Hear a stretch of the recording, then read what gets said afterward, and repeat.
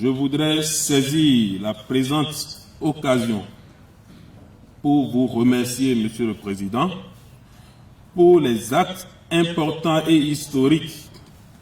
que vous posez depuis que vous êtes à la tête du Parlement. En tout premier lieu,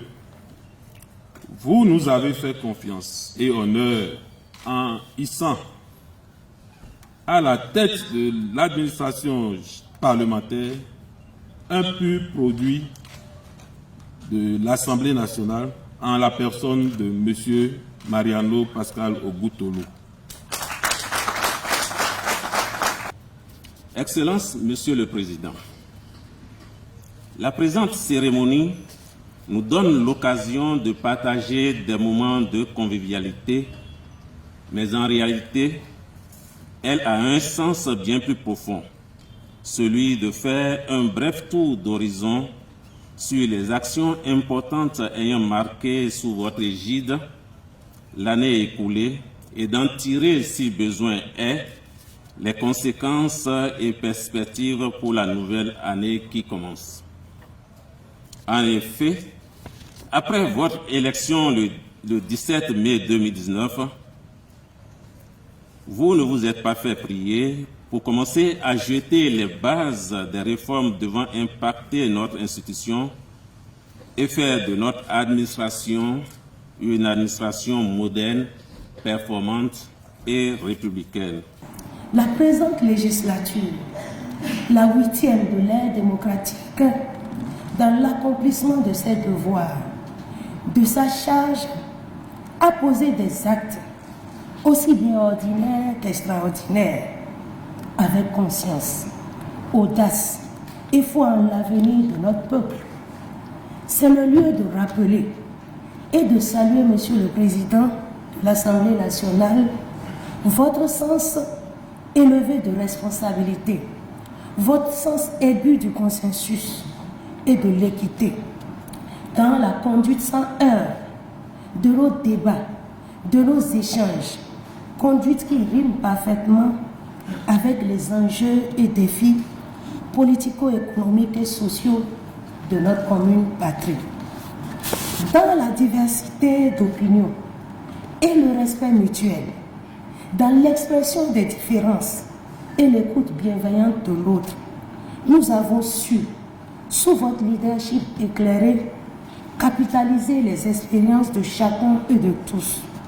conjuguer nos efforts pour tantôt consolider les acquis, tantôt innover sur des sujets qui préoccupent notre lucide, intrépide et vaillant peuple. C'est l'une des marques caractéristiques de la 8e, cette législature dont certains doutaient, mais qui chaque jour, en toute conscience et responsabilité, dans la rigueur, la probité, l'abnégation, la convivialité, l'harmonie, joue sa partition sans se laisser distraire. La 8e, que je me permets de baptiser ici et maintenant Yélian, enfant, et Bankalou,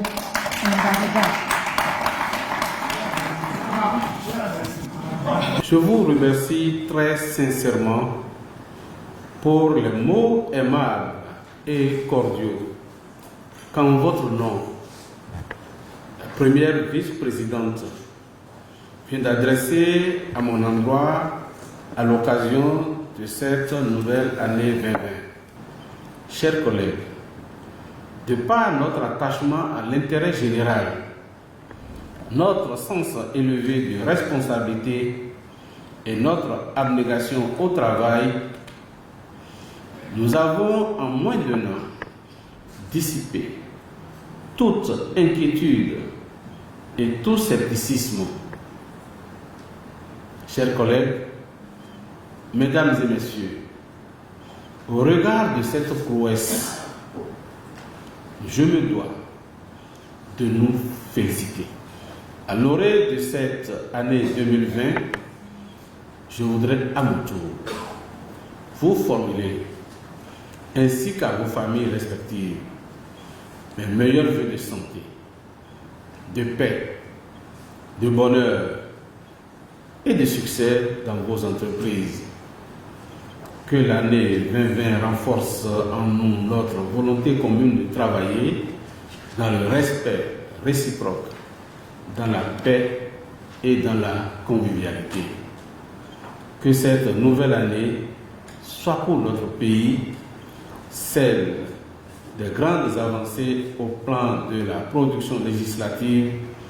et de la bonne gouvernance, ainsi que pour le bien-être et la prospérité